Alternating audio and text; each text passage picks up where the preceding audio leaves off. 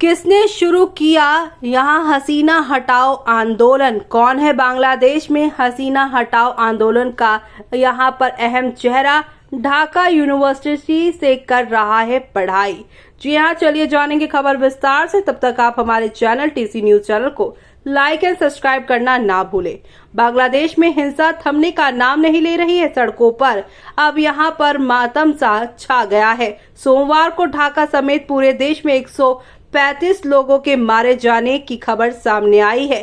राजधानी ढाका में हालात बेकाबू हो गए। इन कारणों की वजह से शेख हसीना को अपना देश छोड़ना पड़ा है और इसके पीछे छात्र नेता नहीद इस्लाम और उनके साथियों का हाथ बताया जा रहा है। बांग्लादेश में शेख हसीना की सरकार गिरने के पीछे की वजह जमात ए इस्लामी छात्र की इकाई है। पिछले 2 सालों में बांग्लादेश के अलग अलग विश्वविद्यालयों में इस्लामिक क्षेत्र शिविर के कई कैडर भर्ती हुए हैं। यहीं से विश्वविद्यालय के छात्रों को भड़काने का काम शुरू किया गया है। आरक्षण के खिलाफ पिछले 2 महीनों से सड़कों पर धरना प्रदर्शन कर रहे छात्र इस्लामिक छात्र संगठन के ही थे। इन संगठनों में 3 मुख्य चेहरों के कारण ही हसीना शेख ने अपना वतन छोड़ने को मजबूर हुई हैं। आइए आपको बताते हैं नहीद इस्लाम आखिर है कौन। अक्सर माथे पर बांग्लादेशी झंडा बांधे सार्वजनिक रूप से देखे जाने वाले नहीद इस्लाम ढाका यूनिवर्सिटी से समाजशास्त्र के छात्र हैं। नहीद मीठा बोलते हैं। उनकी नेतृत्व क्षमता ही है कि लगातार 15 साल सत्ता में रहने के बाद प्रधानमंत्री शेख हसीना को देश छोड़ने पर मजबूर होना पड़े। सरकारी नौकरी में आरक्षण को लेकर विरोध प्रदर्शन का नेतृत्व 26 साल के नहीद इस्लाम ने कुछ दिनों पहले ही छात्र आंदोलन शुरू किया था। इस अभियान को बाद में हसीना को हटाओ अभियान में बदल दिया गया। जुलाई के मध्य में पुलिस ने उन्हें और ढाका विश्वविद्यालय के कुछ अन्य छात्रों को हिरासत में लिया।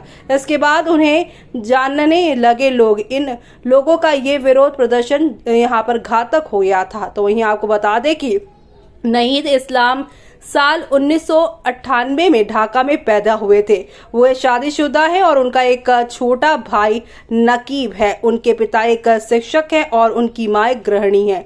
छोटे भाई नकीब ने अपने भाई यहाँ पर जो है नहीद इस्लाम को लेकर कहा है कि देश को बदलने की जरूरत है। उन्हें पुलिस ने उठाया, बेहोश होने तक प्रताड़ित किया और फिर सड़क पर फेंक दिया। इन सब के बावजूद वे संघर्ष कर रहे हैं। हमें विश्वास है कि वो हार नहीं मानेंगे।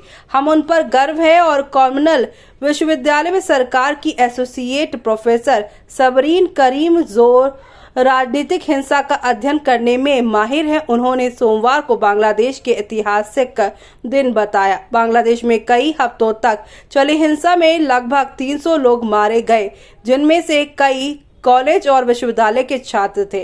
यह हिंसा तब थोड़ी हल्की पड़ी जब हसीना ने सोमवार को इस्तीफा दे दिया।